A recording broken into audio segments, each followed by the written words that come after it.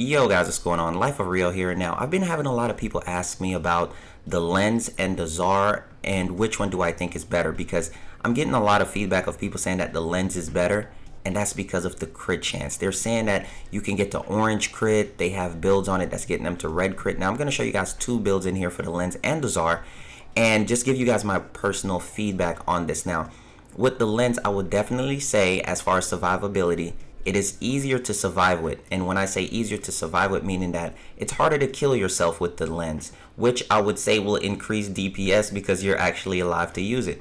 But if we're actually talking about just general stats on the weapon, the crit chance is fantastic at 50%. Now, a 50% crit chance with a 2.0 damage multiplier is very deceptive on this weapon. It's really deceptive because you are going to build it for crit, but the community loves crit so much that they don't really understand, and not everyone. I just know that some don't understand that status plays such a vital role in Warframe. And status is actually king whenever you're going up against high level enemies because you really need it. Now, versus high level targets, the Lenz is extremely bad. I would say it's extremely bad. And when I say high level targets, I should also add in high level targets that are armored targets, right? So the Lenz versus high level armored targets is extremely bad because it does not have the status chance to cope with the level of the enemy to actually increase its own DPS. Now, what some people are telling me is that it's a bow, Rio. Like, you don't need status chance. You really do. You really do. It's an AoE explosion bow, and one thing about the Lenz is that it has a cold proc for whenever you shoot it, and that cold proc is actually great because it helps hold the enemies inside of the bubble just so you can get your DPS off to hit those enemies a lot easier, and so that helps out a ton. Now, the other thing that's on this bow is that it's a cold and blast whenever you shoot it, so blast actually does not take full-on effect because the bow is impact, and impact is taking the primary lead in this one, and so you don't get the blast proc to knock the enemies down to the ground as effectively as you would when you're using the Zarr. So with just pointing that out, it's great against shields. It's fantastic against enemies without armor because it doesn't have the status chance to actually keep up to deal with armor. So for a mid-level weapon, I would choose this one over the Zarr because you can keep up your survivability a lot more effectively with the Lenz than you would with the Zarr.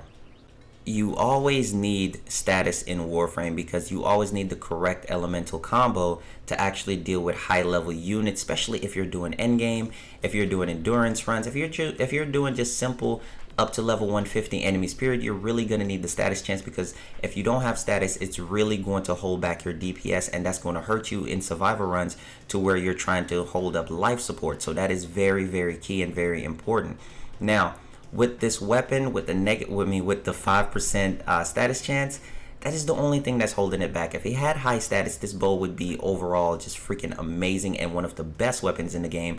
It's still up there as being a top tier weapon, but for mid-level content, and that is the only thing that's holding it back. And the fact that blast does not proc as often, which hurts it with the CC, because you can open up so many different ventures with comboing your melee weapon with knocking enemies down at the same time. And that is just personally how I feel about it. It's just still a fantastic weapon overall though. The Lenz, you should definitely pick it up.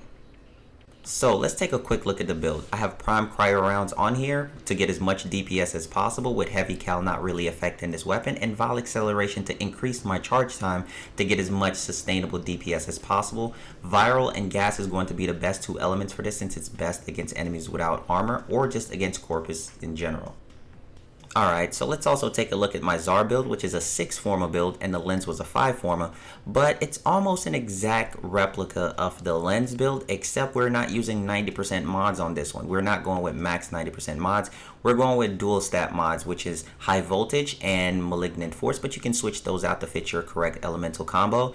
But prime cryo rounds is on here if you do not have a Riven for this weapon. But if you do have a Riven, you're going to take out prime cryo rounds, and you're going to put one of your dual stat elements where prime cryo rounds would be, depending on the polarity on your Riven as well. I should also point that out, but that's what I would put there, and then I will put my Riven here to match the polarity, and then my stats jump up to an insane rate. So really do hope that you guys enjoyed it as well. This is my build, and thank you guys so much for the love and support. Now let's go ahead and take a look at the Zarr, right? let's look at these key points. The status chance is at base 20%, and then the base status chance on the lens is 5. And then the critical multiplier on the Zarr is a 2.5, and then the lens had a 2.0.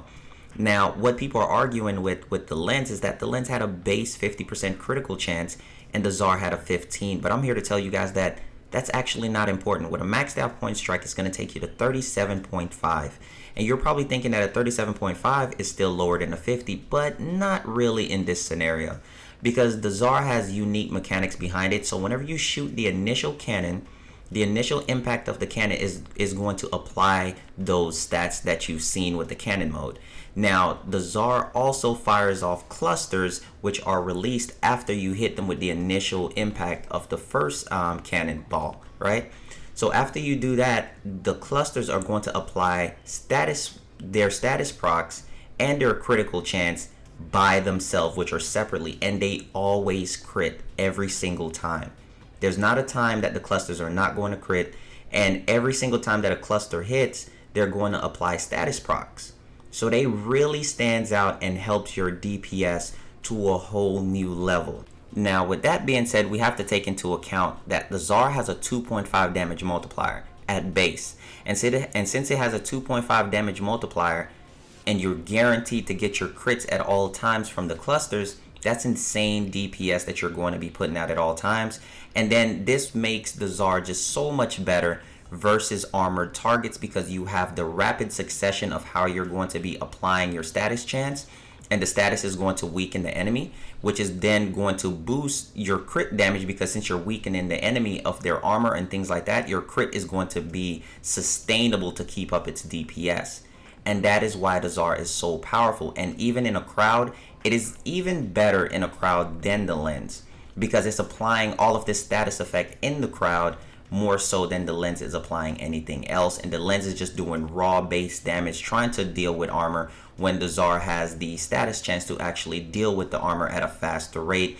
And then the 2.5 damage multiplier is always going to be a thing, because you're guaranteed crits from the pellets, the pellets that's actually going out of the weapon. So I really do hope that, the clusters, I should say. I really do hope that you guys enjoyed it. If you guys did, please be sure to give the video a thumbs up, and that means so much to the channel. Also, if you would like to follow me on Discord, link is in the description. Follow me on Twitter as well, guys, for updates on streams or when anything else is going on. My Twitter is Lifeofrio. And follow me over on stream. We have a fantastic time over there, and you guys are just overall amazing. The support has been fantastic, and just keep supporting the channel as you guys have. If you're new to the channel, let us know. Jump into the comment section. If you're new to Warframe, I will be posting newer guides to help you guys out in the future for what's coming up. But like always, thank you guys for the amazing support, and I will catch you guys later on the next Warframe video. The Zarr, man, it's too good. I love it.